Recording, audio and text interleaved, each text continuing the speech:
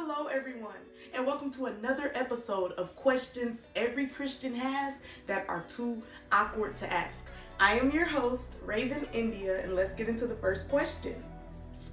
Does sexual desire make me sinful? At very random times, I feel a strong sexual urge come over me.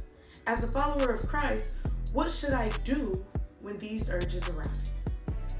First of all, thank you for sharing. It's completely natural to have desires. But the problem comes in when we gratify those desires opposed to what the Word of God tells us to do.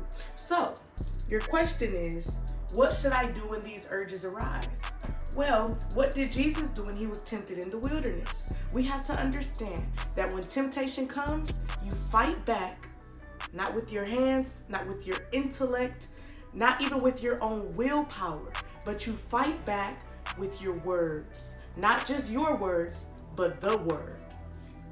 In 1 John 2:6, it says that he that saith he abideth in him ought himself to walk even as he walked. So if we claim to be followers of Christ, we ought to walk how Jesus was walking. In 1 Corinthians 9:27, it says, I beat my body and bring it into subjection. Come on, somebody. I run this program. This program does not run me. 1 Corinthians 15:58 says, be ye steadfast and immovable, always abounding in the work of the Lord, because you know that your work is not in vain.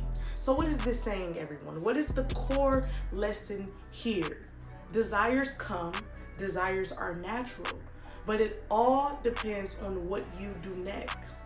Of course, you could gratify your desires. Of course, you could say yes to your flesh. I mean, that's the normal thing to do. But when we are called to be set apart, we shouldn't let anything unclean touch us. See you next time.